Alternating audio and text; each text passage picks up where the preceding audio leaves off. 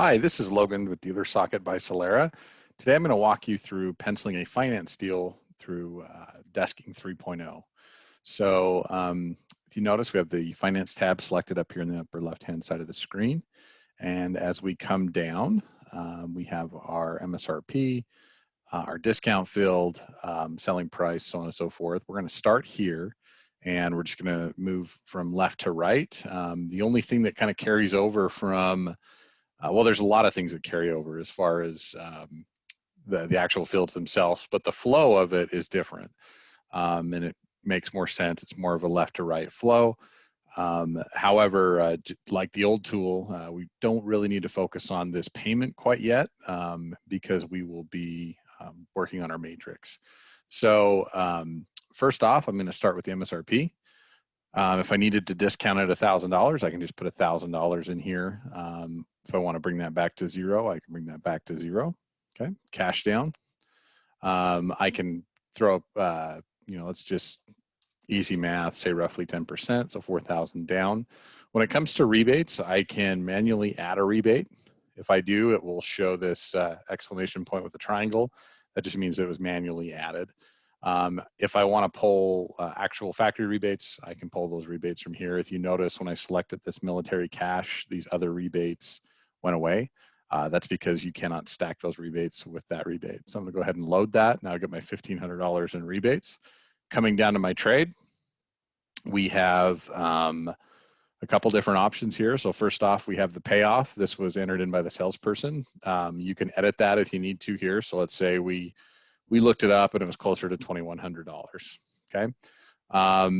Coming down, if I wanna show a reconditioning line on my pencil, meaning, hey, it's gonna require so much work and that's how I justify getting to the value that I'm showing, I can come in here and I can specify, oh, it needs a windshield. If I need to edit that value, I can edit that value also. And then I can go ahead and put in what my ACV is. So, whoops, there we go. Go ahead and add my ACV. I'm going to put in, let's say $4,000, okay? So because I have $4,000 as my ACV, when I list the $600 in reconditioning fees, the trade amount's actually going to show as $3,400. So if I were to take the reconditioning fees out and I just wanted to do a simple UA or under allow, I just flip this toggle right here and I can show the customer $3,000 when the ACV is 4. So we've got our net trade set up. Taxes and fees, this is similar to what you have in the current desking product, the 2.0 product. If you are constantly having to update something here, you would still need to update it. The structure of this tool is built on the same structure as the old tool. It's just the user interface is a lot different, a lot faster. So you can make those changes if you need to. Same with the taxes. On the aftermarkets, we can go ahead and, let's go ahead and just say that we're going to add tint. And then we'll go ahead and add a service contract. Let's pass on gap, but we'll add maintenance in there as well. So I've got all my add-ons right here.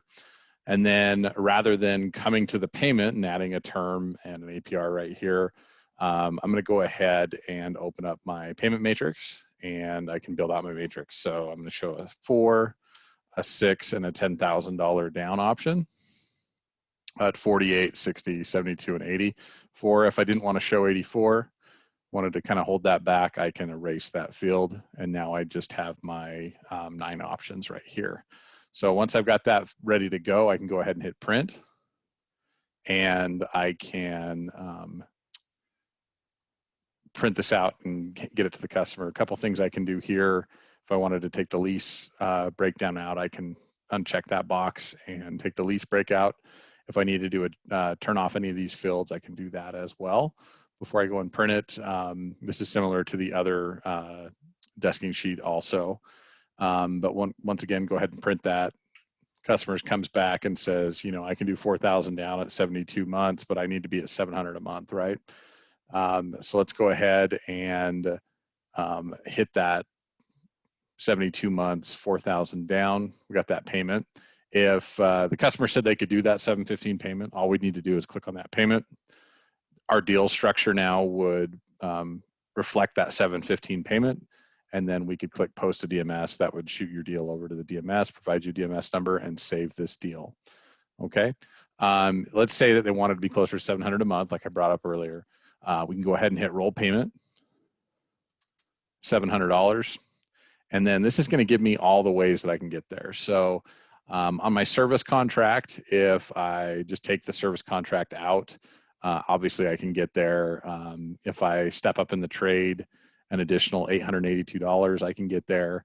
If I discount the car, I can get there. Of course, those cost us money, right? But if I look at the APR and I can get the customer to qualify for a 5.22% rate, I'm there all day and it doesn't cost me any money. So I'm gonna go ahead and hit accept. And now this payment structure reflects that $700 payment. And I can then push or post to DMS and I'm good to go.